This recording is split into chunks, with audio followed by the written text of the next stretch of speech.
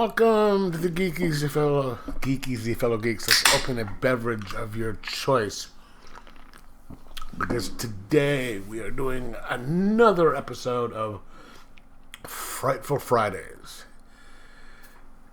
Today I will be reviewing a movie called The House at the End of the Street with Elizabeth Shue and Jennifer Lawrence. It is a 2012 movie. I think you can get it on... I don't seem to remember where I got it. I know that Max has it. You can rent it for $3.49. I didn't have to do it, so I got it. Must have gotten it somewhere else than Max. But it is PG-13. I didn't realize that until after I started watching it. The setup for this movie is you have Elizabeth Shue and Jennifer Lawrence play a mother and daughter whose musician father is out of the picture. The mother works at the hospital, and Jennifer Lawrence plays a semi-petulant teenage daughter who is being a semi-petulant teenage daughter.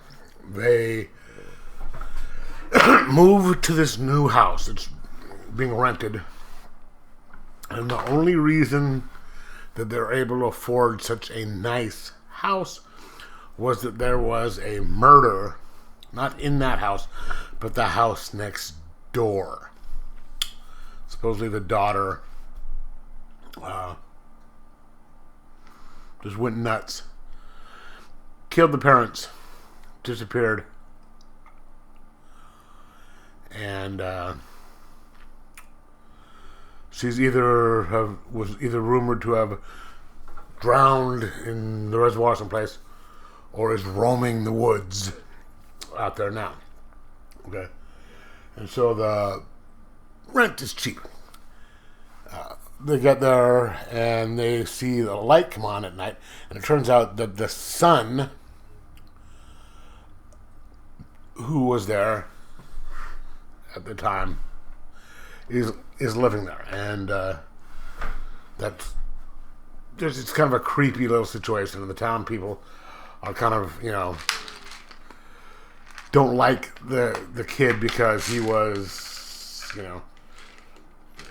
the house is bringing down, property values. They want to get rid of it and bring up property values and all this stuff. And the kid is no. And he's wanted to remodel and sell it himself. So the daughter and this young boy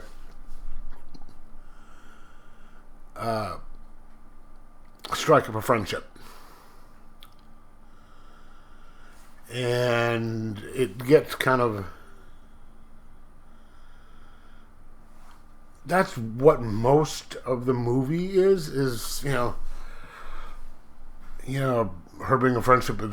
being friends with him, and the guy being a little weird. But then you also know that he's got his sister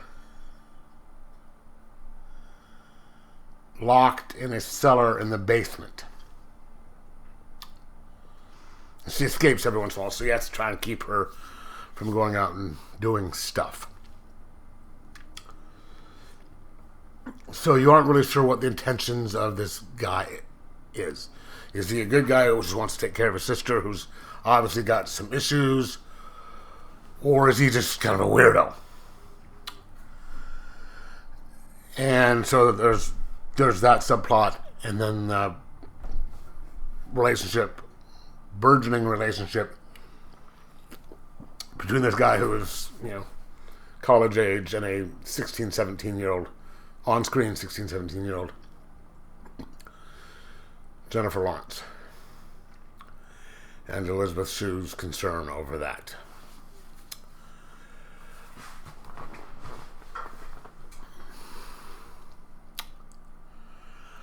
I'm not quite sure how they classify this as a horror up until near the end. Because it was just, it's kind of a suspense type thing earlier on, because just, okay, what's he gonna do? He's got this, got this girl locked in the, in the cellar of his house. Seems to be for her own good, but why doesn't he have her put somewhere else?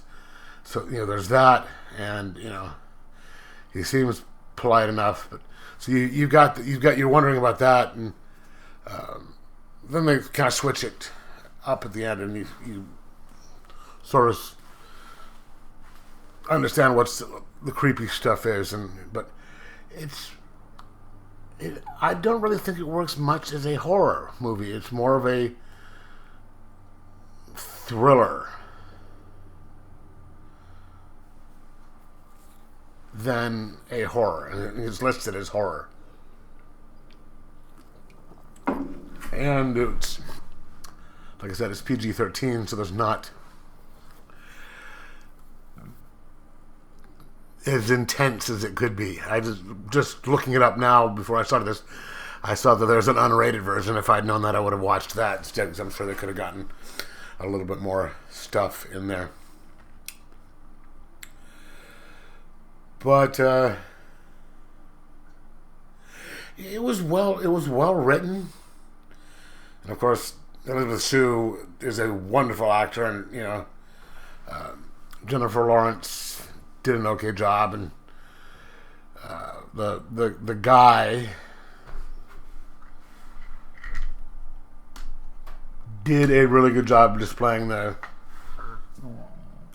differences of emotions when he's being different stuff.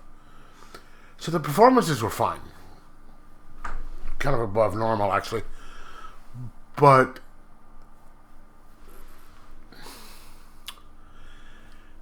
I want horror. I want it really kind of suspenseful and kind of horror. If I want a thriller, that's another thing.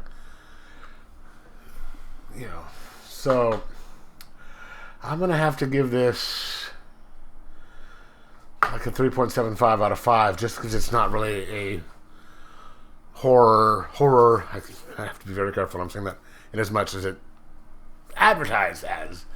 It seems a little bit more of a thriller, and while I enjoyed it, I would have preferred it more being a horror than a thriller type thing. So yeah, I mean, I can recommend it if you like the thriller aspect of it more, but or if you're a Jennifer Lawrence fan or an Elizabeth Shue fan like I am. But yeah, 3.75 out of 5. It's about an hour and a half long. Shot really well. Good moody scenes. Moves fairly quickly. No extra scenes. No waste of time. For stuff that doesn't get answered. Yeah, other than the fact that it's not really a horror, there's not much wrong with it. But let me know what you think of it in the comments below. Like, subscribe, and most of all, enjoy your horror movies.